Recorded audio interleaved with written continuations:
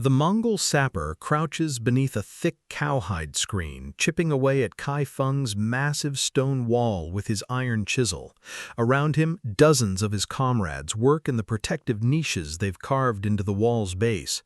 They are safe from arrows, safe from boiling oil, and hidden from the defenders above.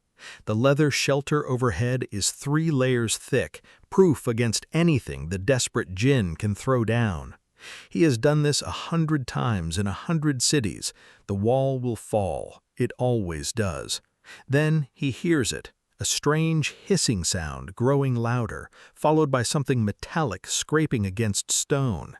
He looks up just as an iron sphere the size of a man's head descends on a chain through a gap in the shelter. Someone shouts a warning, but there's nowhere to run.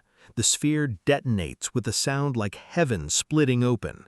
The iron casing doesn't just burst, it shatters into hundreds of razor-sharp fragments, traveling faster than arrows.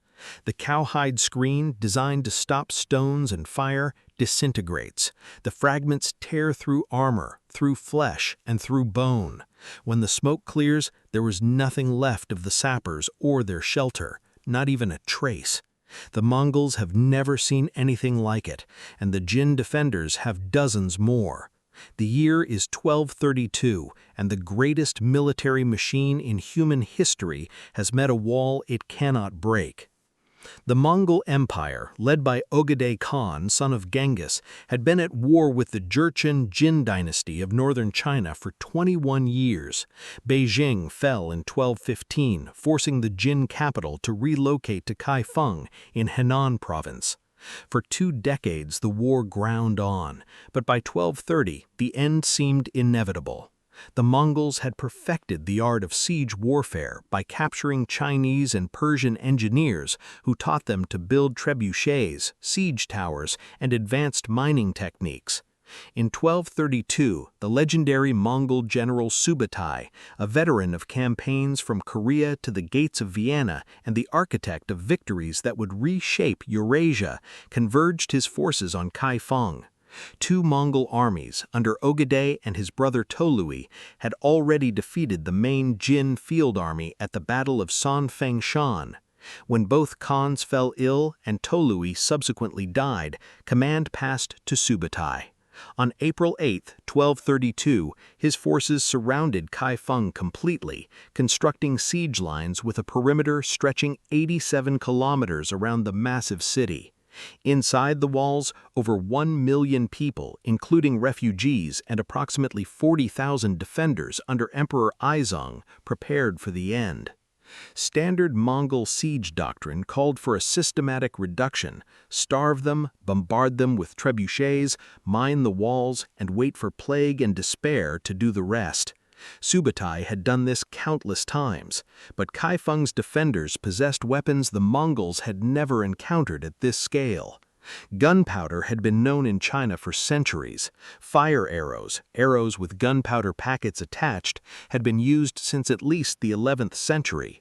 Soft-shell bombs of paper or bamboo had terrorized enemies for generations with noise and fire.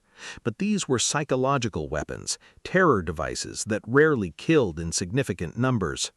The Jin engineers at Kaifeng had made a critical modification that would change warfare forever. They put the gunpowder inside cast iron.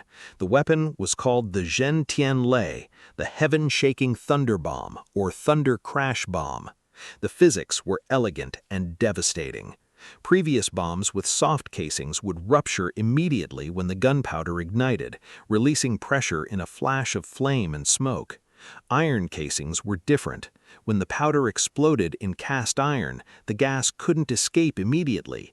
Pressure built to enormous levels, hundreds of times atmospheric pressure, until the metal itself failed catastrophically. The iron didn't just crack, it shattered into hundreds of jagged fragments, traveling at lethal velocity in all directions. This was the world's first true fragmentation weapon, the ancestor of every hand grenade and artillery shell that would follow. Eyewitness accounts recorded that the explosions could be heard for 30 miles. The blast radius burned everything within roughly a 1/16 of an acre. The iron shards could penetrate Mongol lamellar armor completely, killing horses and men alike. The Jin deployed them with tactical sophistication. When Mongol siege engines approached, thunder crash bombs launched from trebuchets would obliterate them. When sappers tried to mine the walls under protective screens, Jin defenders tied iron chains to the bombs and lowered them directly into the excavations. The legendary cowhide shelters that had protected Mongol engineers at a dozen sieges were shredded along with the men inside. Historical sources note that after such attacks, not even traces of the victims remained. But the Jin had a second weapon equally terrifying, the flying fire lance. These were bamboo or paper tubes over 2 feet long, packed with gunpowder, sulfur, charcoal, saltpeter, iron fragments, and ground porcelain. When ignited, they shot jets of flame over 10 feet long, essentially proto-flamethrowers, while also projecting burning shrapnel. Jin infantry wielded them like flaming shotguns, devastating to massed troops at close range. Each soldier carried a small iron pot with hot coals to ignite the fuses. In one engagement, 450 Jin troops armed with fire lances launched a surprise night raid into the Mongol camp, killing hundreds before the attackers could organize a defense. The combination was psychologically crushing. The history of the Jin records that thunder crash bombs and fire lances were the only 2 Jin weapons the Mongols genuinely feared. These weren't the invincible horse archers who had crushed every army from the Pacific to Eastern Europe. They were infantrymen facing weapons that turned their protective equipment into liabilities and made approaching the walls suicidal. Subutai was forced to adapt. He couldn't assault the city directly. Instead, he tightened the blockade and waited for starvation and plague to do what explosives couldn't. The siege dragged through the brutal summer of 1232 and into a harsh winter. Inside Kaifeng, supplies vanished. Plague ravaged the packed population. People starved. By late 1232, Emperor Aizong recognized the inevitable and fled with his court to Kaizo, leaving General Kui Li to negotiate the surrender. On May 29, 1233, over a year after the siege began, Kui Li opened the gates. The Jin dynasty survived 2 more years, finally extinguished in 1234 when Mongol and Song forces captured Kaizo. But the technological cat was out of the bag. The Mongols, master adapters, immediately began incorporating gunpowder weapons into their own arsenal. Within decades, these innovations would spread west through Mongol conquests to the Middle East and Europe.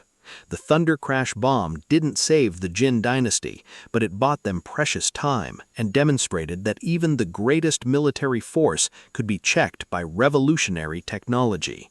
The age of gunpowder warfare had begun, and the world would never fight the same way again.